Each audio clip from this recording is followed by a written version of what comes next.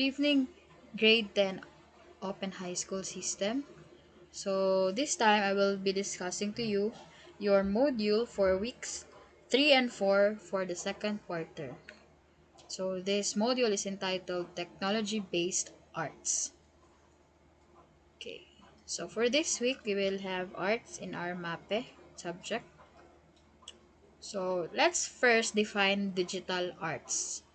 So, digital arts describe technological arts with fluid boundaries offering many possible interpretations of the terminology. As such, we now prefer the terms digital art and new media, which we can use as interchangeably with some nuances.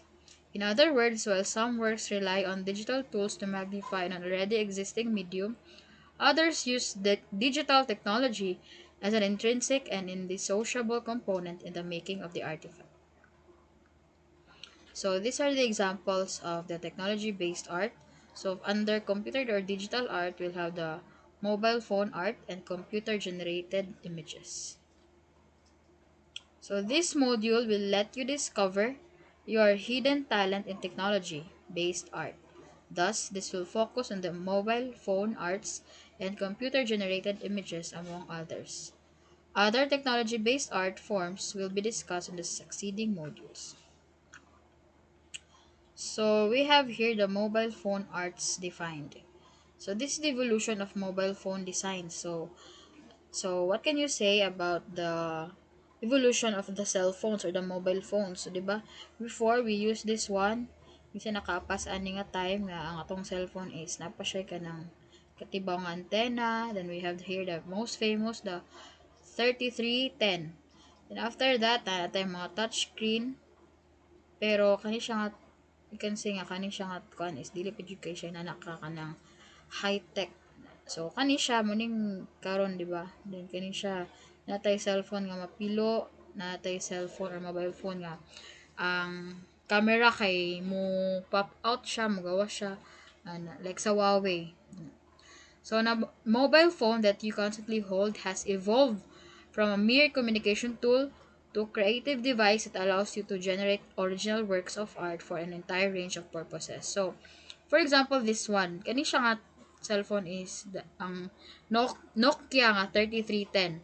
Before, kani siya nga cellphone is ang gingamit na text call, na siya games, di na natataman mag-compose og mga music like mga tones lang ana.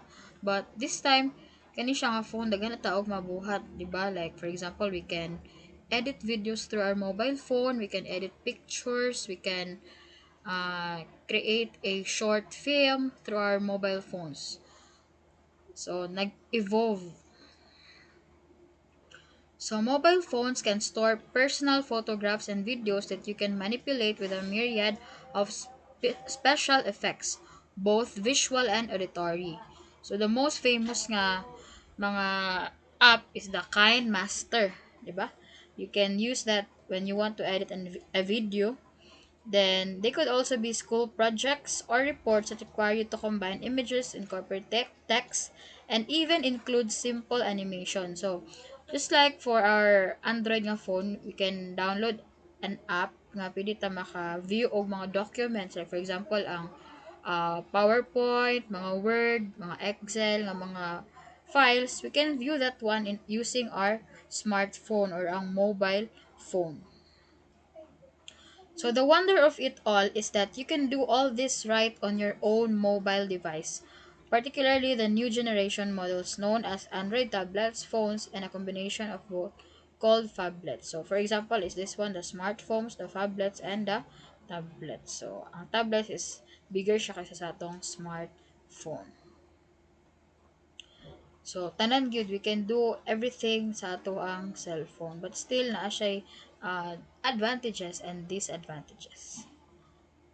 So the tasks that traditional photo editors used to perform manually, cropping, retouching, airbrushing are now just a few of the many editing effects done for you with split-second ease at the click of the mouse, a keyboard command, or a few taps and drags of your finger on a touch screen. So, diba, we can edit or we can post-process pictures using just by using our mobile phones or smartphones. So, na siya yung mga app niya, tawag na to, like, the Lightroom, mga Snapseed rather. So, below are some of the mobile application programs that run on today's Android devices. We have here the Flipagram, the Doodle Booth, Photo Collage, Photo Grid, Photo Booth, Instagram, PicMonkey, Pixlr, na. So, these are just the most common nga mga app nga atong pwede magamit. So, Flipagram, for example, it allows you to bring photos to life. The Doodle Booth, an iPad application that enables you to doodle. And Photo Collage allows you to make collage, incorporate photos, stickers, text, and frames. And Photo Grid, which allows you to make a collage out of images from your photo gallery. Photo Booth, an application for taking photos and videos using an iPad mini. Instagram, snap a photo, choose from among the available filters, and share via Facebook. So, pwede pa siya ma-share na karon sa ato ang messenger. And PicMonkey is a free online photo editing that provides filters, frames, text, and effects. And Pixlr, a powerful free online image editor. So, art elements and technology-based production. So, we have here rhythm. So, rhythm in art is possibly one of the most difficult and most important ingredients required for building an interesting composition. Just like in music, the music we hear and the different beats produce a physical reaction from us, making us move our bodies to the rhythm, allowing us to express the inner sensations sounds produce. So, just like with our music, nagibot tayo rhythm sa art. Then balance. So balance in art refers to the use of artistic elements such as line, texture, color, and form in the creation of artworks in a way that it renders visual stability. And there are a few types of balance, and they are as follows. You have the symmetry. So there are three. We have approximate symmetry, radial symmetry, and asymmetry. So let's take a look sa atong different kinds of.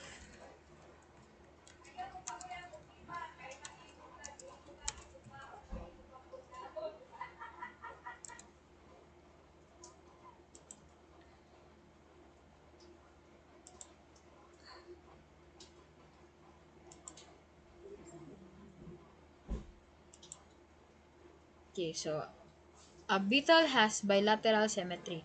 So ang right side o left side is equal or pareha siya. So then a coral polyp has a radial symmetry, and this one example is a sponge has no symmetry, or sa term na to is nga tawag to siya asymmetry. So emphasis is a principle of art which refers to the use of visual elements to draw attention to a certain area, usually a focal point in an artwork. There are many ways you could go about using emphasis in your art. Usually it involves contrasting different elements against each other. For example, a bright red object will stand out among dull gray background, or a straight line among curved lines, or a round object among circular objects. So for example, we have emphasis, wait, emphasis in art. So, kana bitawng object nga kana makapakatch sa imong attention nga that is very different from the other. Just like for example is this one. So, ang heart dere is wait, ano to? Ano lang. Ang heart dere is usually tanan sila color white ana. Then eyeline dere ang black, but ang makakatch yun sa imong attention is this red. So, dire ang gina-emphasize ani nga art. Another swan. Among the apples sa inyong ma-observe yun first is syempre ang kaning red nga apple. So, that's an example of emphasis. Proportion is the comparison of dimensions or distribution of forms. It is the relationship in scale between one element and another, or between a whole object and one of its parts. Differing proportions with a composition can relate to different kinds of balance or symmetry and can help establish visual weight and depth. Then variety is the complement to unity and harmony and is needed to create visual interest. Movement is the path our eyes follow when we look at a work of art. And it's generally very important to keep viewers' eyes engaged in the artwork. So, na siya ang mga pictures atong mga principles of art. So, we have here rhythm is in photography strongly structures an image. Often the rhythm of a photo generates a movement. Then balance. An image is balanced when subject areas command a viewer's attention equally. So this picture is taken at Sumilao, Bukidnon, and this one is taken at White Island, Camiguin. Then emphasis, the subject used to attract the viewer's attention to a particular area or object. So this one, ma-focus ninyo or ang focus nato is na dari sa flower nga color red. So as you can see, ang kani siya dari is na-blur siya. So picture taken at the hilayan. Then, proportion is used in photography to give the illusion that something is different in size, but still makes the photo fit together. So, this is taken at Kiwat Kinawe, Libuna Bukid. Variety, another element which can be played by the photographer by observing many elements in a picture. It can be sizes, colors, or the subject itself. Then we have movement. Lines and patterns create a sense of motion. Okay, so you have to answer this one found in your module. Then check the sample below. So pictures in the first row are original, pictures in the second row are edited. Then multiple choice. Wait, wala na siya di. Answer key na siya. Okay, so that would be all for this module. And so hope you will answer all the activities. Goodbye and thank you. Okay, so we have here the second part of our discussion in Arts 10 for weeks 3 and 4 for the second quarter. So this is technology-based arts, and we will talk about digital photography, video games, digital painting, and imaging videos. So we have here the 7 basic elements of photography. We have color, form, line, pattern, shape, space, and texture. So photography is not that that an alien thing to you, especially sa inyong generation, because I know that you have your gadgets, you have your smartphones, and I know that you also love to take photographs or pictures. So a digital camera is a camera that captures photographs in digital memory. It can display images on a screen immediately after being recorded, and it also stores and deletes images from memory. And many digital cameras can also record moving videos with sound. So this is an example of a DSLR camera. So we have here the different parts of camera, and this is the lens. So in this part, each one of the parts of the camera is being described, and you just have to read and understand that one. So this is the lens, and this is the viewfinder, the mode dial, flash, main control dial, the shutter button, the power switch, cross key, the LCD display, the focus mode switch, the erase button, flash button, play button, lens release button, and the memory card slot. So in this part, you have to identify the parts of a camera, and you just have to take a look at this 15 pictures here. And this time, you have the matching type. You have to match column A with column B. So, ang inyong ansiran na is kaning mga gipang encircle nga color red. Okay? So, then we have here the multiple choice. By the way, just answer those kato akong gipang butang sa inyong answer sheet. Nato'y mga pages. So, all you have to do is take a look kung asa to siya nga page. Okay, this time we will discuss the main types of digital photography in use today. We have portrait, landscape, still life, wild animal photography, and the fashion photography. So, portrait photography, these are photographs of poised and candid people. So, mostly sa atong mga post sa Facebook, wala itong gina-post, iba, kung natin mag-atuan og lugar, tuta og mga tourist spots, then we use the portrait photography. Then, we have the landscape photography. These are the photos of places. So, ang focus ani is ang lugar nga inyong gipang-adtuan. So, pwede siya kana nature lang siya tanan or napud siya mga human beings nga gi-appeal sa picture. We have the still life photography. So, these are photos of stationary objects. So, objects that do not move. Then, the wildlife or animal photography. So, these are photos of pets, animals, or wildlife. Then, fashion photography is a genre of photography which is devoted to displaying clothing and other fashion items. So, digital photography is a photography that uses digital cameras to capture images.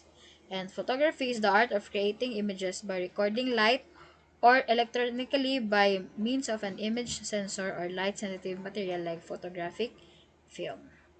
So, a digital camera is a camera that stores the photos and videos it takes in an electronic format instead of a film.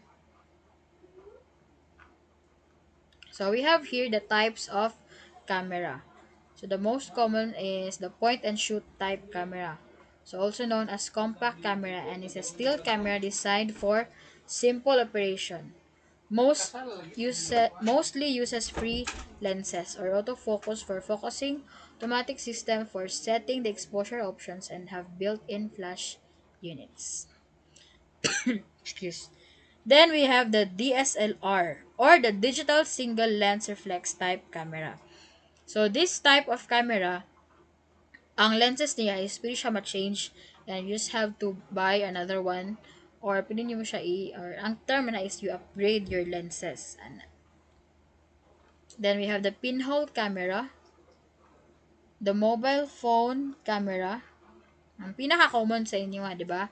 So, camera phone which is able to capture photographs and often record video using one or more built-in digital cameras, which can also send the image over the telephone function. So, in this time, so there is a basic times for taking good photographs. I will just post a video. Then, this time, you have to match column A with column B. And same with this activity, you just have to answer that one. Okay, so fill in the blanks.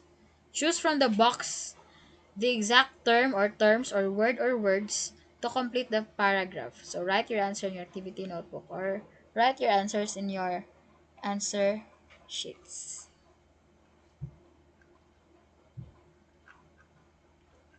So we have the multiple choices.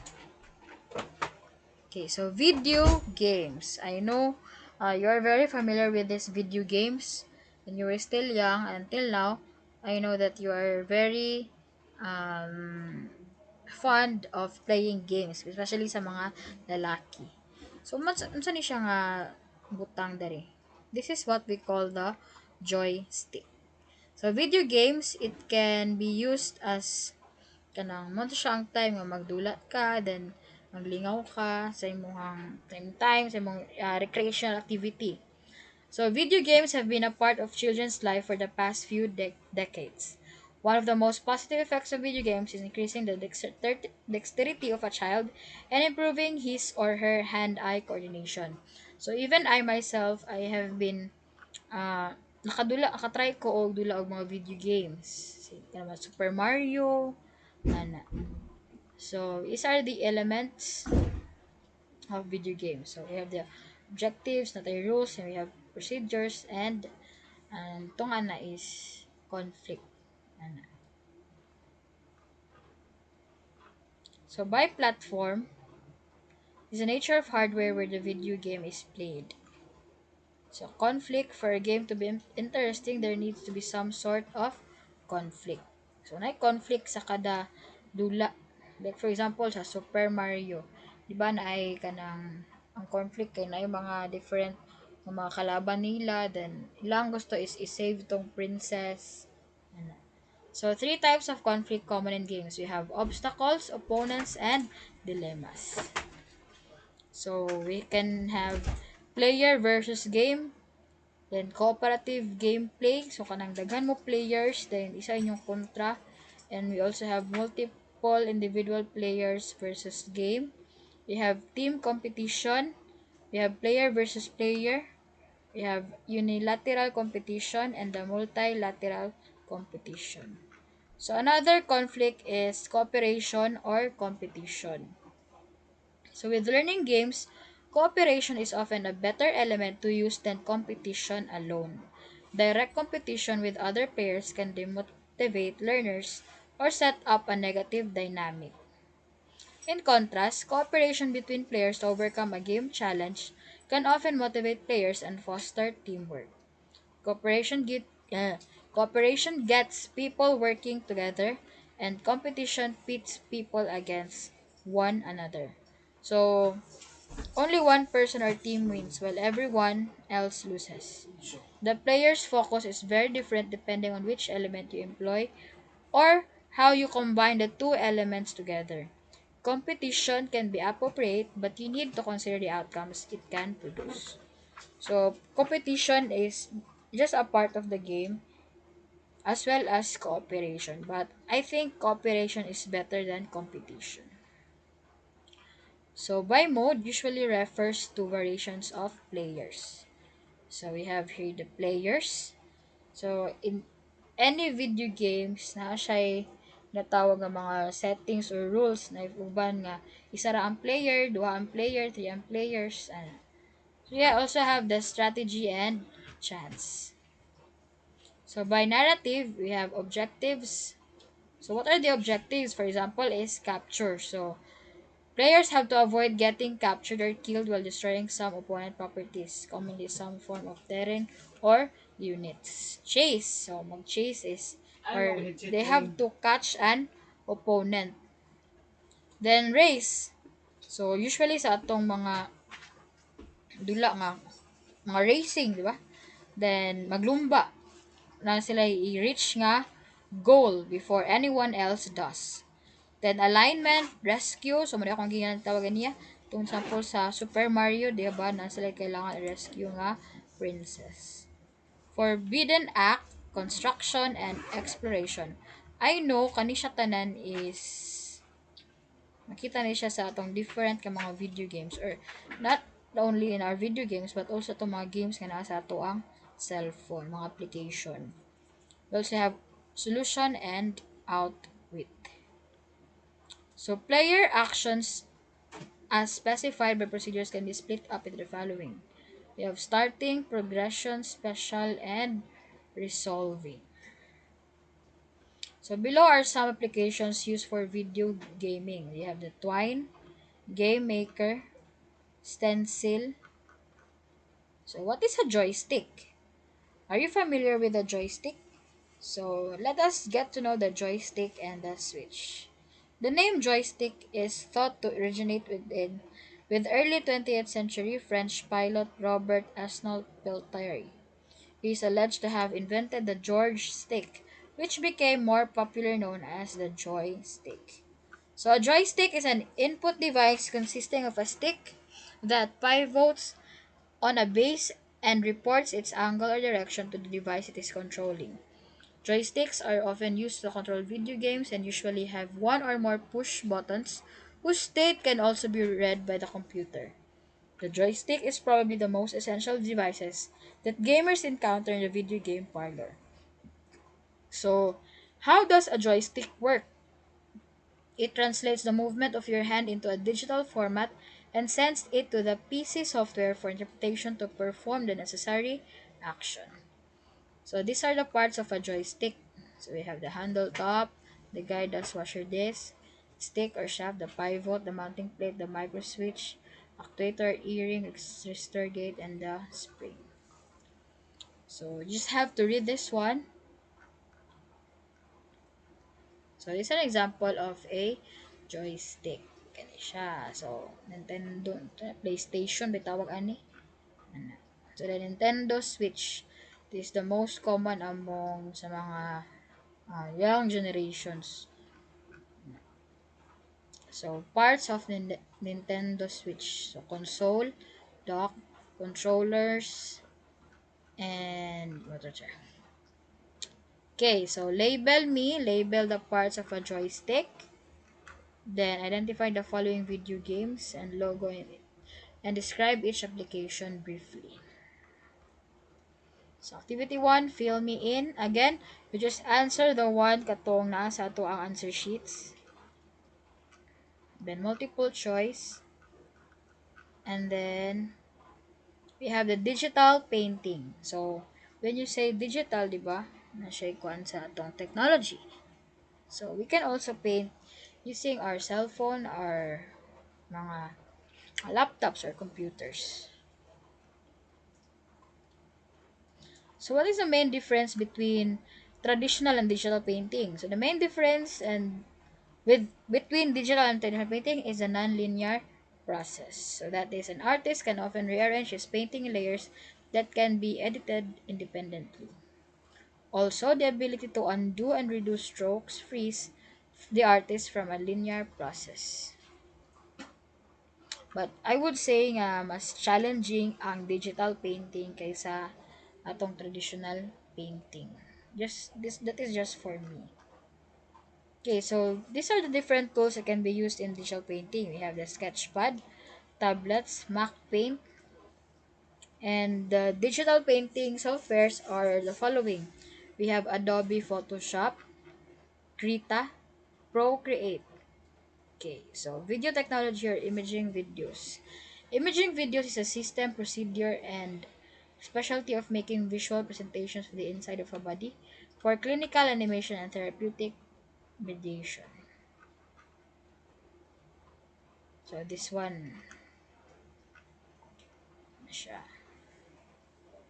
And there are various types of digital painting, including impressionism, realism, and watercolor. These are both benefits and drawbacks of digital painting. Okay, types of medical imaging. So, the magnetic resonance imaging or the MRI. So, MRI involves radio waves and magnetic fields to look at organs and other structures in the body. Nuclear medicine, the general term that involves any medical use of radioactive materials. So, this is nuclear medicine. Then ultrasound utilizes high frequency sound waves which are reflected off tissue to create images of organs, muscles, joints, and other soft tissues. And radiography uses electromagnetic radiation to take off the inside of the body. The most well known and common form of radiography is X-ray. Okay, so matching type, then art puzzles, then multiple choice, and post test, and the answer key. Okay, so that would be all for our arts then. Goodbye and thank you.